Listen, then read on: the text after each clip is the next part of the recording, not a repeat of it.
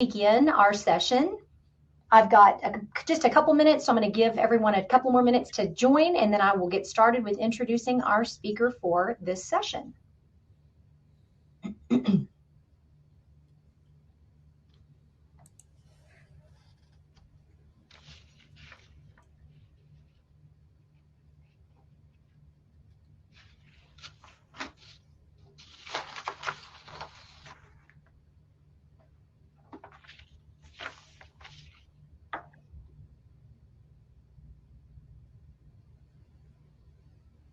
Great. I'm seeing lots of you joining in the chat. It's nice to see all of you from so many different regions and so many different school districts. Welcome, and we are very, very glad to have you.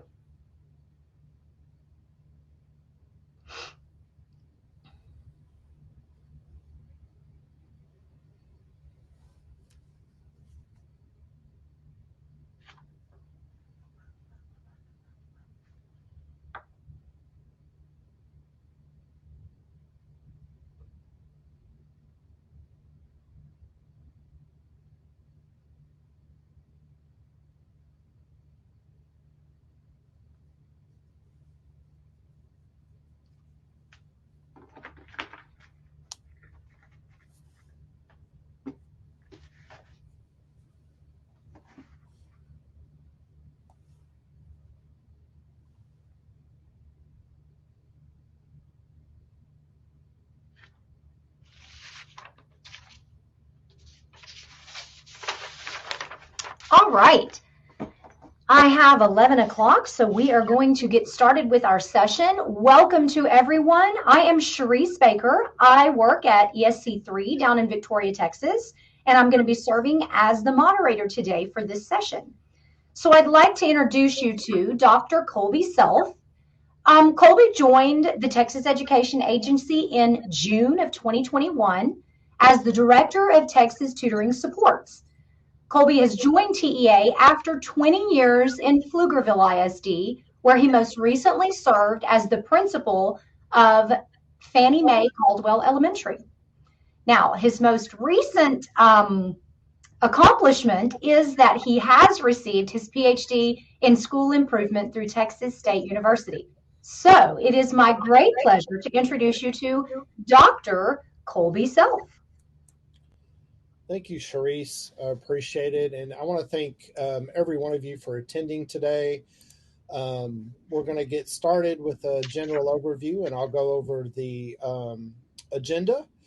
And then as time allows, we'll have time at the end to answer some specific questions you may have, comments you may have to address as we move forward with that. So House Bill 4545 and HIT, or high impact tutoring, not very far apart, is the topic for today. Again, I'm Dr. Colby Self. I'm the Director of Texas Tutoring Supports, and thank you for joining us. We're going to start with a general overview of House Bill 4545. So this will help norm us in our discussions and work. We're going to talk about 4545 compliance versus high impact tutoring and how those can be bridged very easily. Then I want to spend a good portion of the time talking about some more recent resources and supports that are available. We'll navigate to the web pages, and we've recently restructured some of the resources so that you could better, the field could better easily find items, plus there's some new resources around scheduling. And then again, as time permits, we'll have a question and answer session. So start with the general overview of House Bill 4545. I'm sure many of our participants could probably lead this session themselves. It's good to see a lot of you that I've had conversations through email or the phone about implementation and the struggles, the challenges you're facing. We are aware of those, and we are working to support, especially through our ESCs, the rollout and implementation of both House Bill 4545 as well as the LEAs that are setting up their high impact tutoring programs. At a fundamental level, the statutory requirements of House Bill 4545, as a reminder, on grades 3 through 8 STAR assessment and EOC assessments require one of two options. Option one is assign students to a teacher who is certified as a master exemplary or recognized teacher for the subsequent school year in the applicable subject area. When the bill came out in June 16th, when it was signed, I believe there was about 4,000 TIA designated teachers statewide. My understanding that continues to grow, and option one may be a viable option for you, and it could be a viable option moving forward under the statute. But what we're going to visit and talk about mostly today is option two, where students that do not perform satisfactorily on the STAR assessment 3rd through 8th or specified EOC assessment are to receive at least 30 hours of supplemental instruction, as example tutoring, during the school year or in the summer. Parents are allowed to request a particular classroom teacher under the option one if more than one is available, and there should be a local policy in place for managing and handling that as well. We did have, just as a side note, during the superintendent call yesterday, Commissioner Morath did roll out the latest FAQ, House Bill 4545, frequently asked questions, and the links at the bottom, and we'll talk about that and highlight where you can get to that on the webpage as well. So some additional requirements, or the requirements under statute, are outlined that the target instruction must be occur in the TEKS for which the student needs the support. It's supplemental, so in addition to normal instruction, there is a minimum standard of 30 total hours to be provided in the subsequent summer or school year. If it's in the school year, it must occur at least once per week. The session must happen once per week. Must help the students achieve satisfactory performance at their grade level, be provided individually or a group in a group of no more than 3 students. There is the option to receive a parental guardian waiver that allows for larger group size, and we'll talk a little bit more about that as part of best practices and what that could look like and what that should not look like. It should be provided by a person with training in the applicable instructional materials and under the oversight of the school district, and ideally be provided by the same person, one person, where when possible, for the entirety of the student's supplemental instruction period. So students cannot be removed because it is designed to be supplemental instruction from instruction and grade level content for the foundational curriculum, such as reading, math, science, etc. Instruction and enrichment curriculum for the grade in which the students enrolled, load fine arts, CTE, health PE, tech apps, etc. Recess or physical activity that is available to other students enrolled in the same grade. Ultimately, though, this means schools may have to look at their master schedule, their daily schedule, before and after school options, and also expand summer offerings as well to include tutoring to meet this need. Overall, 4545 does take away the retention and retesting requirements, which we had in place with the prior SSI, where we would have to have the GPC and the retesting of students in order to be promoted to the next grade, promoted or placed in the next grade. So as a whole, we're removing the high stakes testing requirement for that. There still may be a chance, or maybe opportunities, not opportunities, but circumstances at the local level where a local policy is implied, or there's steps that need to be taken for a student to be promoted, but those are no longer reside at the state level.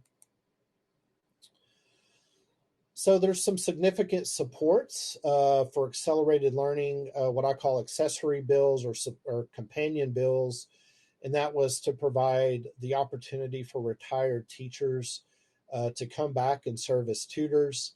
And there's a Senate Bill 1356, which creates a registry Senate Bill 288 addresses retirement benefits and how they're impacted for tutors, and House Bill 1525, which provides a funding for tutoring and many other factors for COVID supports.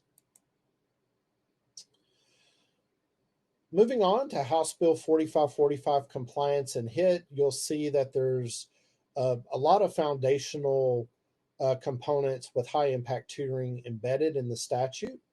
And we'll talk a little bit about those and how easily it would be to expand what you're trying to implement for 4545 compliance into this high impact tutoring program that can span multiple grades and ultimately support our students as we combat learning loss. So what does the research show for high quality tutoring programs? Well-trained and consistent tutor in the statute, that's also a recommendation. High quality instructional material aligned to the standards in core classwork, one-on-one or small group for individualized support. So we're looking at statutorily 1-to-3 max ratio recommended, ideally embedded in the school day or immediately before or after school to maximize student success. At least 3 sessions per week for high impact tutoring. Now, if you remember, the statute requires at least 1, but if you have at least 3 sessions for 30 minutes during the week, it's going to progress the student along. If they are under 4545 requirements, it'll help them achieve the completion of the 30 hours. And data driven. Are you looking at the data? Are the teachers being informed of the data? Is a student making progress? Is a student not?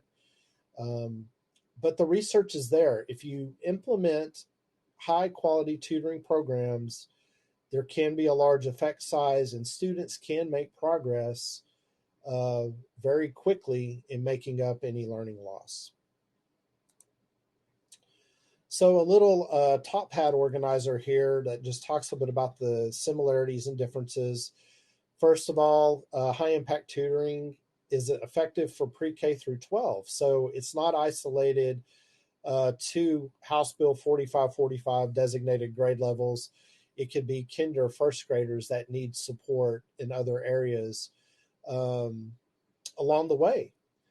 High impact tutoring can be required or voluntary as defined by the LEA, can be universal, needs driven, or curriculum driven, effective for up to 4 students. This is what the research touts as the upper limits of what they consider an effective group size, and has a high effect size for a 10+ week program with 3 to 5 tutoring sessions per week for 30 to 60 minutes per session.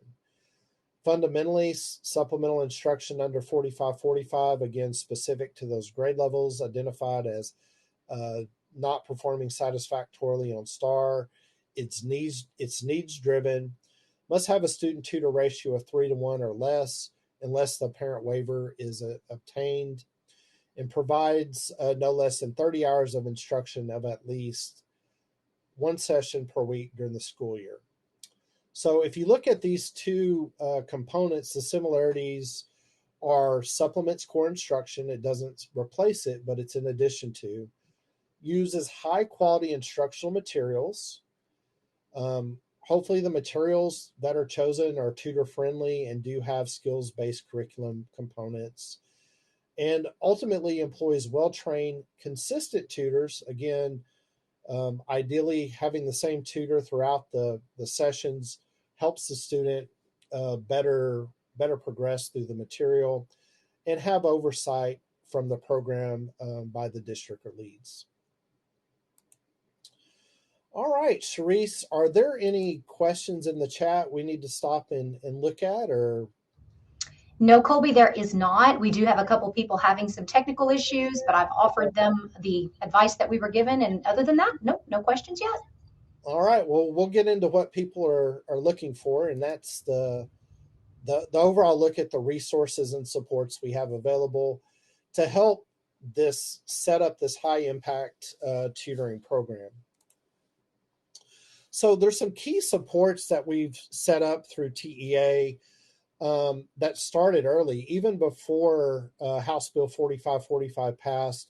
We set up our first high impact tutoring workshop series cohorts, and there may be some alumni in the audience. That would be great. Maybe they could chime in. But we've had resounding positive feedback from the districts that have gone through this high impact tutoring workshop series, and helping them plan. This was, of course, late last summer, right before school started. So the implementation has been varied, but the outcomes have been very positive. I know we had on a scheduling webinar a couple weeks ago, Corpus Christi ISD, and they attributed their ability to schedule and implement a lot of their high impact tutoring to working through the process as part of this workshop series. So all of our ESCs have been trained in this workshop series, and they're available to help think through. You can assemble your team, see when they're going to have a session to work through, and actually workshop the steps that need to be taken to implement with fidelity and sustainability. TEA, as you may know through Decision 6 under TClass, is providing licenses through the TEA subsidized providers. We do currently have licenses that we're supporting Decision 6 participants with through Amplify Reading, Book Nook Reading, and Zern Math. So all of our, I believe, 299 LEAs that are participating, around 300 participating in Decision 6, have been registered, have received licenses, or in the final process of doing that. And many are making progress with the vendors, and we're going to continue to support them. Again, our ESCs are supporting our tutor training and technical assistance with these vendors as we have them under the contract. We also have our TEA approved providers, which I'll go through here in a little bit. 50 plus vendors have gone through an application submitted process where we look at their, what they have to offer. And there's a mix of vendors, and what may be offered is indicated on the chart, but they do have the capability of standing up over 200,000 tutors in a virtual setting. So if you're an LEA and you're struggling to find tutors, the approved providers may be a list you need to consult with. We do have some providers that specialize in EOC content and EOC support that can, definitely help you set up your program and go from there. TClass Decision 6, I mentioned earlier, 299 participating LEAs, impacting currently over 500,000 students in reading and math, just helping give some reviewed content, high quality instructional materials for use as part of the tutoring program. And again, the ESC grants are a big piece of the puzzle that help us provide the technical and training. The tutor training is at no charge for our Decision 6 districts. The workshop series is no charge, and it's a lot of work because it's a multiple session series. And we're glad to have those positioned at all of our 20 ESCs. But they're also helping with tutor recruitment. So if you're having trouble finding tutors in person, you're needing in-person tutors, reach out to your ESC. They may have some mechanisms in place, most of them do, where they have a list of available college students, or they may have a list of an organization that's willing to help and provide tutors. We also have some tutoring hubs. It says 4 ESCs, that's now 3.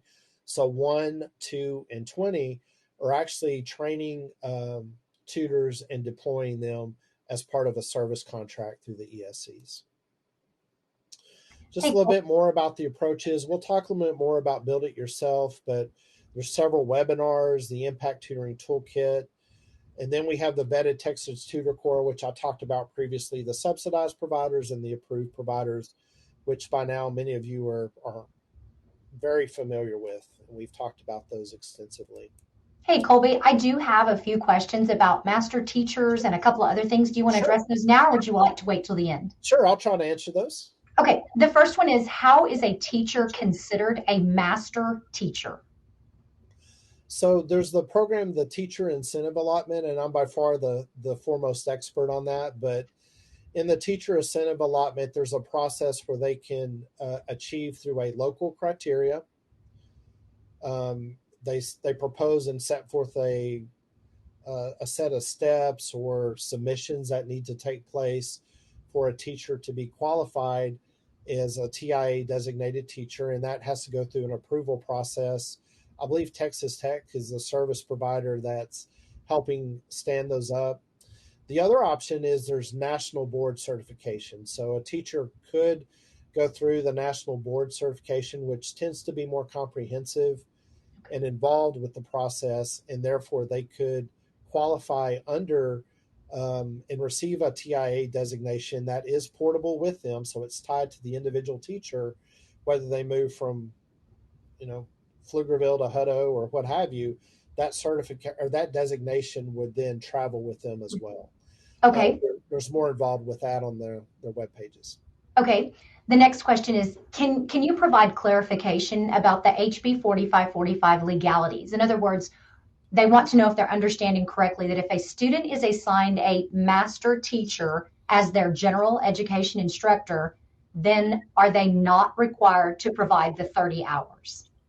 As long as that teacher one is that TIA designated teacher, as you said, and it's also in the subject for which they would have needed to have the 30 hours for. So you Okay. can't you can't place a student with a TIA designated math teacher when they need the 30 hours in reading. It has to align with that Okay. subject. And then finally, are you going to be able to post a link to become an approved provider? They were asking that. I'll actually show you on the web page. There's a process where you email, and if you want to be an approved provider, we're actually revamping our application for our 2.0 boot, and it'll be more of a digital submission. And I can point that out when we get to it. Okay, perfect. That's all the questions for now. But if you were to look to start, the High Impact Toolkit is a great place to start. The National Student Support Accelerator, which you heard from our keynote speaker earlier today, does provide a lot of supports for state and local agencies in getting tutoring set up. So they provided this guide. We were able to take it and add specific information for students that may be receiving special education services, as well as Texas specific information. And it's available, and I'll show you where that's located on the web pages here shortly. But all this information is available free of charge to download, to look through. The webinars provide a lot of the House Bill 45 information, just like we've answered recently. And our FAQ has been very valuable, and we've kept that up to date as well. So build it yourself. We talked a little bit about that. LEAs may not feel like they have the ability to go outside and get contract with an outside organization, or they may want to use some of the ESC resources, such as the High Impact Tutoring Workshop Series. That will help give the foundational information needed to build your tutoring program. So what resources do they have? We've kind of highlighted some of those. We'll go to the Texas Tutoring Support page here shortly. But again, the webinars, we do have some new scheduling resources. We have some other scheduling webinars and resources available, because if you haven't built your schedule or have a draft of it already for next year, the time's coming to get that resolved, and we hope to help you and give you some examples with that as well. Again, looking at our accelerated learning resources, if you go to the webpage, I put the link at the bottom. We have a list of planning documents available. There's some templates specific to House Bill 4545. And we also have some additional resources for parents, how to use ST Math in relation to tutoring and how to implement that. and just some general parent information and tools available as well. Again, the webinars are posted there, and we have some district resources, so actual resources that were provided by LEAs. Most recently, we have Ector County's virtual tutoring plan, which if you attended the superintendent call yesterday, Commissioner Morath was able to speak with Dr. Muri about how they've been able to scale their tutoring program from 40 to 6,000 students this year using an approved provider in virtual tutoring. So pretty good stuff and pretty exciting results that they're seeing. So the ESCs, I keep mentioning those. The ESCs have been trained and positioned to help quite a bit. They're offering the technical assistance to LEAs with 4545 and supports through the High Impact Tutoring Workshop Series, and for Decision 6 and 11 with specific subsidized provider tutor training and recruitment. And as you know, or may not have heard, there's been a shift in our FAQ question 1. It does talk about shifting from LEAs need to make an effort to implement and phase in for 21-22. And the expectation next year is that it will be fully implemented and the statute will be complied with moving forward on that. And enforcement will take place should that be needed. So some recent things I talked recently about, earlier about a recent scheduling webinar we held on April 8th. We were able to showcase some districts with master schedules and kind of provide pearls of wisdom, if you will, of how they set up their programs, some of the things that they struggled with, some of the successes they had. And we profiled Spring ISD, a larger district in the Houston area, Corpus Christi ISD, who actually went through the High Impact Workshop Series early on as one of our cohorts. Oswell Tivoli is a very small rural district, or probably more suburban, but a small district that has been able to work through some staffing concerns. Corydon Camden and Poteet ISD. And those examples are available, and I'll point to those as we go through that here shortly. And we also wanted to provide opportunity for LEAs to think about what other opportunities, not opportunities, but what other commitments teachers have. If you're primarily using your teachers as your tutors after school, there has been some feedback from LEAs that can be very taxing in conjunction with the requirements for reading academies. We really encourage you to look at master scheduling, considerations for extracurricular commitments, as well as other job duties, and schedule tutoring during the day. It seems to work well for students and teachers alike if you are using teachers. And also provide time, whether it be PD days or other opportunities during the day for teachers to spend time on their reading academy to get that completed as well. And I'll go over these here shortly, just some of our scheduling webinars that are available that may be more relevant currently. And we can go through those briefly. And part of the additional tools that we did promote, this is on the PowerPoint for scheduling, is some schedule builders, some resources for the Reading Academy, implementation updates, example schedules, and how to reimagine the school day.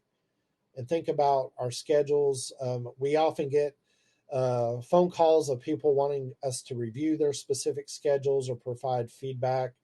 We can provide some of the best practices and concepts, but you as a LEA know the context and know the limitations and know the perspective that your community has surrounding scheduling. And a lot of times there are traditions that are challenged with master schedules that may need to be looked at and may need to be challenged to meet the needs of your students and your staff moving forward with both tutoring, reading academies, and other commitments that may be in place. So I'm going to go first to the Accelerated Learning Resources page. And Sharice, tell me if that web page doesn't pop up. I may have shared it wrong, but You we are good. It's there. awesome. We did a revision of the learning resources page where we repositioned some of our initial videos with descriptions here. We do have some cards available that do link to our frequently asked questions. And just to be noted, it was updated yesterday, and Commissioner Morath talked about some of those general updates. They are tagged with new or updated banners on it. But if you have questions in general, and we often find this, that this document's not accessible or people are not aware of it, and they're calling and asking questions that are addressed multiple times on this document or different ways. It doesn't mean that there's not going to be questions that are specific to your LEA that may not fit. In that case, I'll give you an email or a way to shoot an email to us for questions. And we're usually pretty good. My team and I try to get back to everybody within 24 business hours because we know the work you're doing is important and decisions have to be made for that as well. School year staffing and scheduling support. So we have TEA approved provider list, and I'll link to that. But we've also put out a web page, or it's actually a table linked on a web page that talks about the use of retired teachers and actually gives some LEAs that have developed strategies to best use retired teachers to fit into their tutoring program that they're setting up. We do have a summer learning framework also linked here as well. These are the webinars that have the recordings and slides that if you want to know more about 4545, and then specific district resources that LEAs have contributed to us.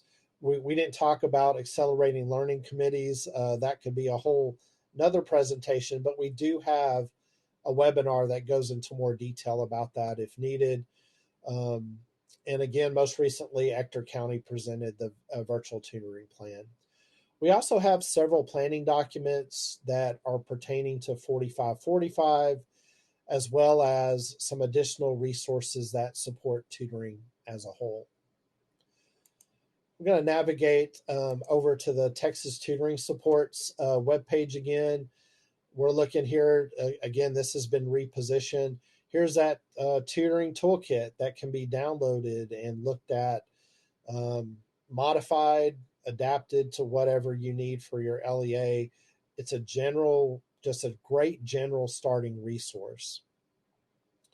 We have some key videos. We have 4 key videos here that are specific to high impact tutoring.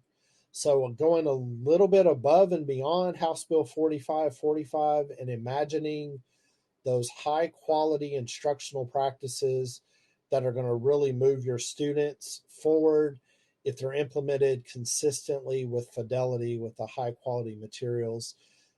HIT program designs available, the introduction, program implementation. And this is one of our first scheduling webinars that we did promote. It was conducted by Amplify, and it provides a lot of the resources I've already shared with you, as well as a general overview. And they took a lot of what they've shared in the initial workshop series and incorporated it into this video as part of a thought process or discussion as well. And this is our April 8th video, the tutoring and scheduling webinar. We do have the slide deck available. At the end of the slide deck, there is a link to specific example schedules that some of the LEAs shared with us, and those are all linked in the slide deck as available. And lastly, just wanted to cover the VTTC website. So we talked about the subsidized TEA approved providers. The subsidized providers have been deployed under Decision 6, but I want to draw attention to some more information at the bottom. We have our 3 ESC staffing providers that are positioned and able to help provide tutors. If you need to contract with an ESC, the tutors come trained, especially for under Decision 6, they're trained in the subsidized provider delivery, Amplified, Book Nook, or Zern, before they're deployed. and the ESCs can really help you and guide you through that thought process.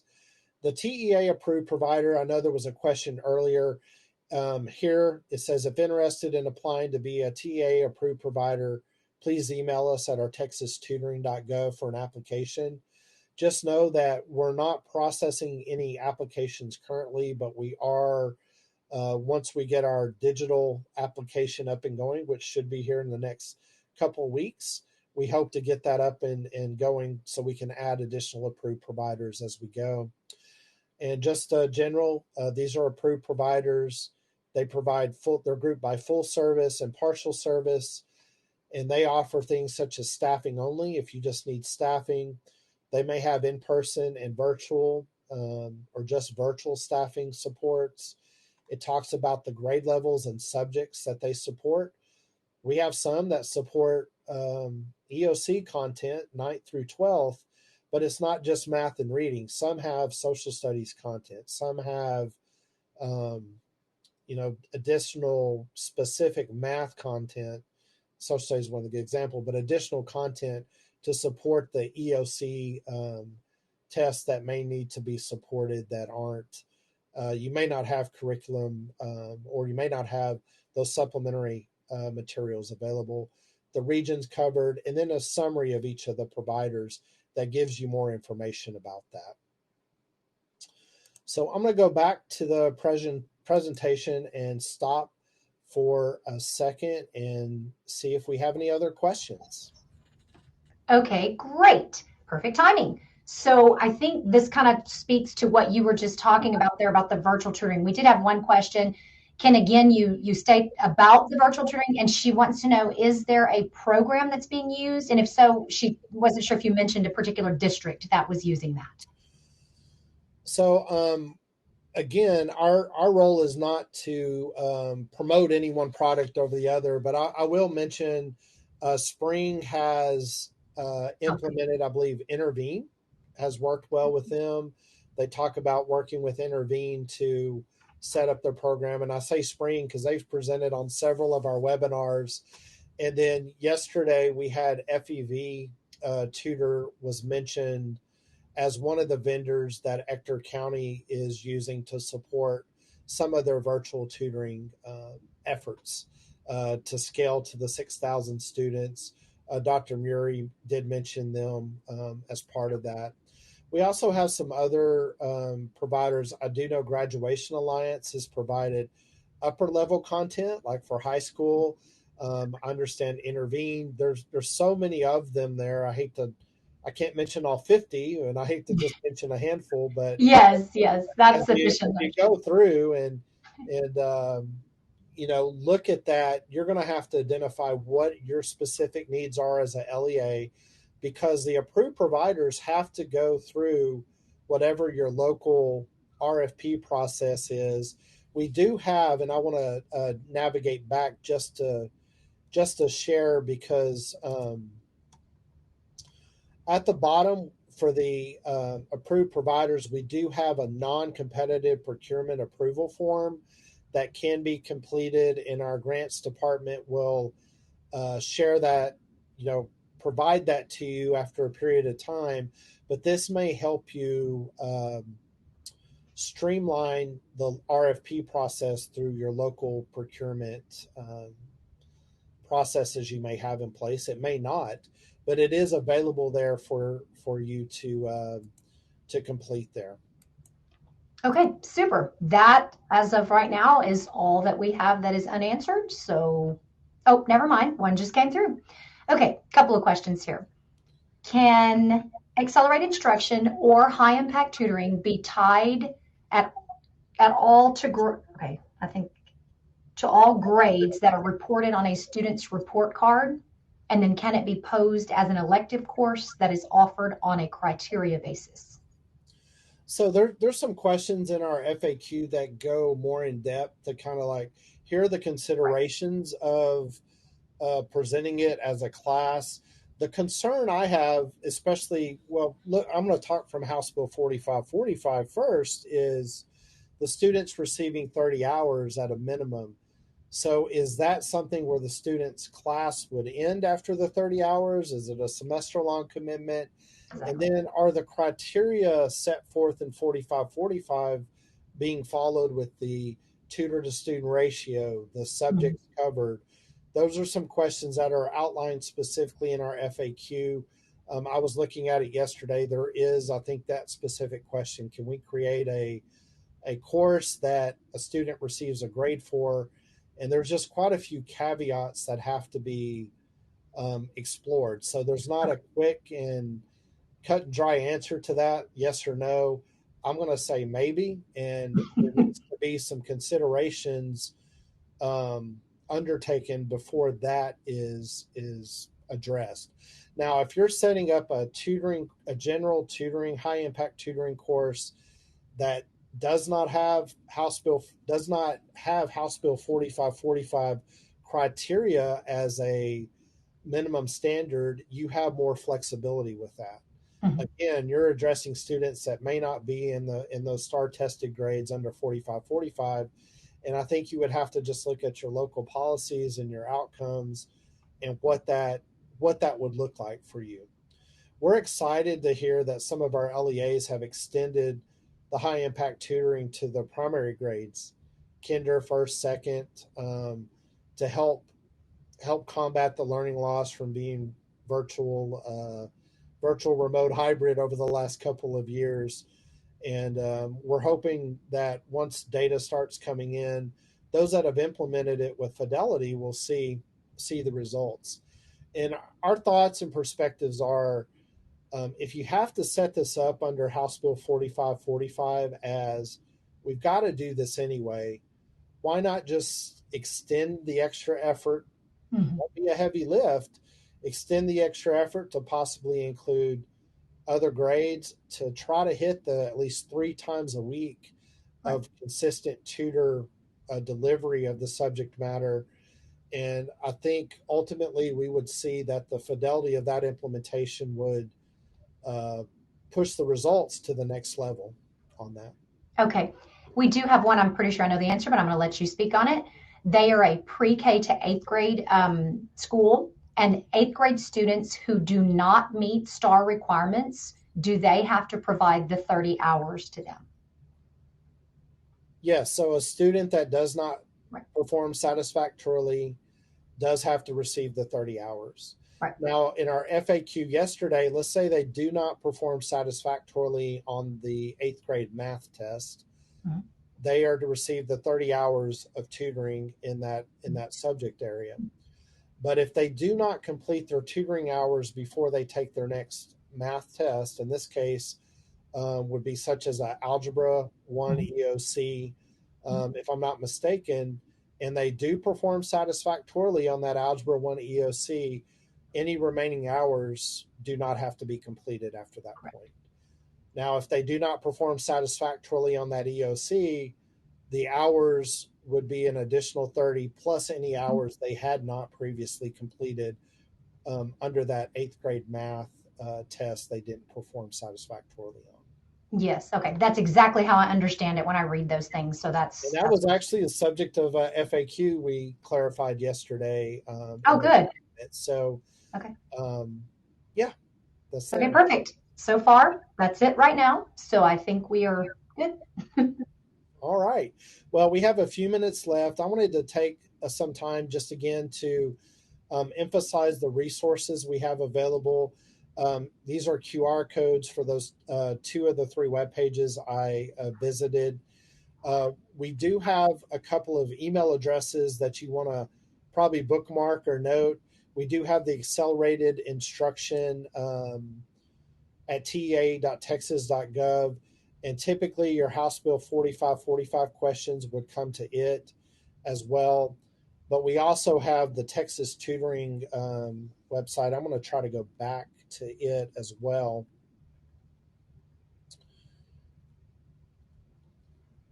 And show you that. Yeah, sorry I didn't put it on the last page there, but we do have the Texas Tutoring. Actually, I don't think it's on these slides, but it's on the website I shared. I'll go back here. And the Texas tutoring email can be for approved providers, anything you have with high impact tutoring. But just understand these are monitored, both the accelerated instruction and the Texas tutoring are monitored by myself, my team, as a whole, and we can shift an email back and forth. And I hope that I hope that we've been responsive to those questions. Sometimes it's pointing individuals to the FAQ, and I'll show you that real quick as well because we talk about it quite a bit as I navigate to tabs. Going to the FAQ, here again, it was updated yesterday. There's quite a bit of great information that we try to update on a regular basis. I think we've had 3 updates in about 4 weeks. And then simply, it is pretty extensive, 36 pages. So there's quite a few of answers there, but you simply could hit a Control F and specifically search for a topic of interest or an area that you may have a question on. And that'll just save us the step, because if we do get an email that asks a specific question, a lot of times we'll cut and paste a specific FAQ and share that back with whomever's asking those questions. Mm-hmm.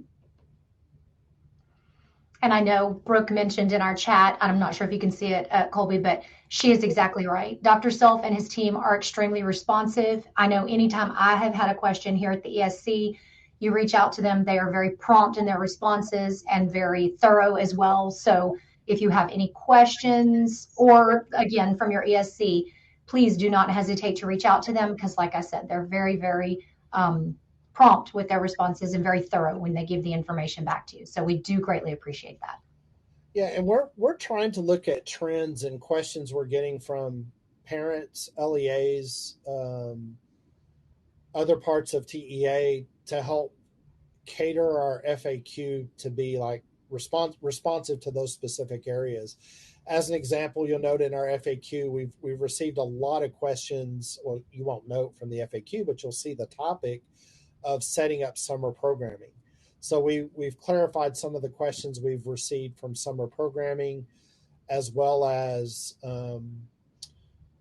probably the biggest underlying issue has been we're having trouble finding tutors, and we're trying to present innovative strategies. Many of our ESCs are fabulous thought partners because they're getting to see across the region how different LEAs have met the challenge. There's one East Texas school that has high school students on the bus with the elementary students after school, and they gain 45 minutes of tutoring time. Of course, the high school students have been trained and they're using content, that does comply with 45-45, but I never would have thought that using that time as students are transitioning from school to home would be a valuable source of, what we have limited of, and that's time to deliver that supplemental instruction for those students. Okay, Colby, going back to the question that we had earlier about the pre-K to 8, if the 8th graders did not pass STAR, do they need the 30 hours? I think she needed a little more clarification. So like when grade 6 moves on to the next campus and when grade 8 moves on to the next campus, she wants to know what the guidance is for that. So basically, like who's offering the 30 hours of tutoring, that type of thing. Yeah, so ultimately it'll be the campus the student is on. It's logistically would be a nightmare if the elementary had to provide, those hours for the middle school. And there's quite a bit of guidance too when you get into ALCs, which are required for some of those subjects and grade levels, about who's involved with the ALCs when students are transitioning and whatnot. So those are outlined in the FAQ, but no, there's not the expectation that in this case, or middle to high school, that the middle school would be providing the 30 hours. Now, if an LEA does have it structured because of tutoring access, sometimes they may leverage staff elsewhere in the district. That's an LEA decision, but that's not an expectation that comes out of the statute.